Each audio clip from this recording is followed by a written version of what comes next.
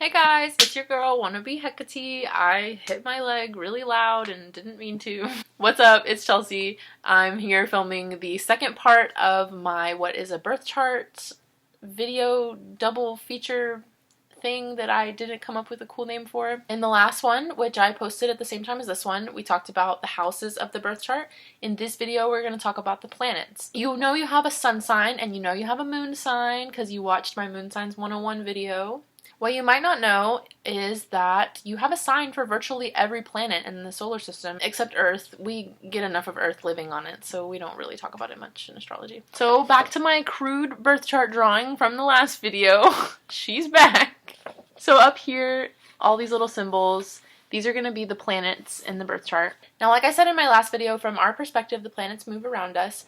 And in the birth chart, we have what's called personal planets, and then we have what are called social planets or transpersonal planets. The social planets are called social planets because they're like the outer ones. So since they move through the sign slower, you tend to have those planets in the same sign as other people born around the same time as you. And so they're more like generational planets. So since the social planets are more about like generational, they obviously don't have as much of an impact on your individual personality as your personal planets do. The personal planets are going to be your Sun, Moon, Mercury, Venus, Mars, Jupiter, and Saturn. Then the social planets are going to be Uranus, Neptune, Pluto, which I realize is not a planet anymore, but like we still invite Pluto to stuff because he's important. And also Chiron, which is not a planet. When it was first discovered, it was classified as an asteroid, and then in my most recent book that I bought, it's a planetoid. He's important in your birth chart, so we talk about him. So we talked about how your sun sign is the outside of your mask, and the moon sign is underneath the mask. Your rising sign is basically like who people meet in like the first 5 minutes of meeting you. It's just kind of like your outward projection in general. I feel like it kind of makes up the outside of the mask along with the sun sign. So then Mercury is the planet of the mind, and it's going to represent communication, how you understand and like gather information. Mercury's influence in your birth chart can indicate like if your thinking is more linear or if it's more abstract. It's going to affect like your perception, your memory, just like your intellectual energy overall. Venus, the planet of love and pleasure, represents like your capacity for intimacy and like closeness with other people, whether you make friends easily, what kind of like artistic leanings you might have, all of that's going to be under Venus. Venus also influences like how you like to express love, if you like to give gifts and things like that. And Venus is all about like what you value and also what you desire. Mars is the planet of physical energy, so it's going to represent like action, ambition, how assertive you are. It's about like what stirs your passions. Mars can influence like your willpower, how short your temper is. It's just all about how you go after what you want. Jupiter is the planet of good luck, optimism, success. It represents knowledge, higher learning, and honesty. The house that Jupiter's in your birth chart is going to indicate the area of life you feel like lucky in. It can also indicate the area of life that you have the most room to expand. A cool thing I read in one of my astrology textbooks is that sometimes people that you vibe with will have their Jupiter in the same sign that you have your sun in. And I was like, that's kind of cool. Saturn is the planet of responsibility and self-control. It's going to basically indicate how you accept that responsibility, how self-disciplined you can be. Saturn is linked to Capricorn. Capricorn rules Saturn, and like I said in my moon signs video, Capricorn's like the dad sign to me. So Saturn is like the stern dad planet.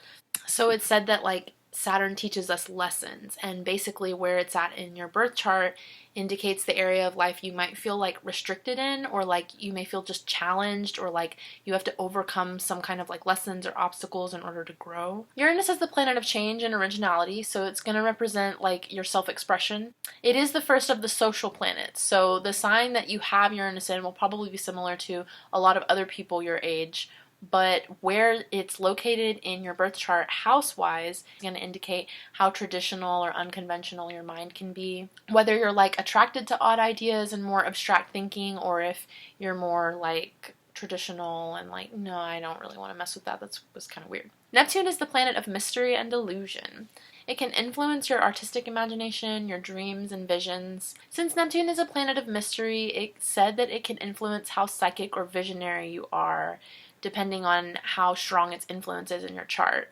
It is a social planet, so like I said, you'll have it in the same sign as a lot of other people your age, but the house that it occupies in your chart is going to make a difference on you specifically. Pluto is the planet of regenerative forces and transformation. It's said that Pluto brings hidden things in your subconscious to light, and the house that it's in your birth chart is going to indicate an area of life where you have some kind of marked change or like transformation. Chiron is a comet, a planetoid, an asteroid. He goes by so many names. He's named after the centaur who trained Hercules. We've all seen the movie. Chiron is called the wounded healer. He was both immortal and mortally wounded at the same time, so he was constantly in pain, but he was still a healer, and in uniting those opposites, he still offered healing. So it's said that Chiron represents what we have to integrate and like eliminate from our lives in order to achieve the wholeness that we're seeking. In the way that Chiron unites the opposites, we also have to do the same thing. So whatever section of life you're going to have your Chiron in, depending on the house, that's basically where it'll have the most influence and where you might feel restricted, in the same way that I talked about how Saturn restricts you. So bringing it all together, a birth chart has 12 different sections, which are called the houses, and then you'll have the planets. These are just where my planets are personally. Everybody's birth chart looks different because the planets can be anywhere. They can be spread all over, or they can be clustered up in one spot, like how they are in mine. It's really cool, and I love it. We talked about some other aspects of the birth chart in my other video, like the midheaven and the descendant.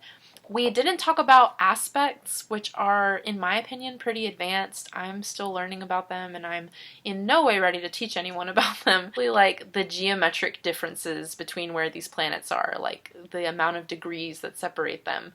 We have different names for the different amounts of degrees.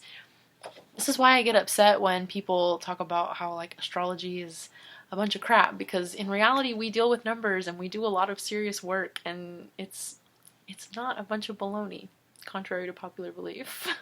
If you are learning more about your birth chart from my videos, please talk to me about it. Tell me what you find out, if you were like excited to learn something. If you don't know what time you were born, or you don't have your birth chart yet, I hope you enjoyed these two videos about what a birth chart is. I have no idea yet what I'm going to do next. I know that I'm working on tarot stuff all the time for my Instagram.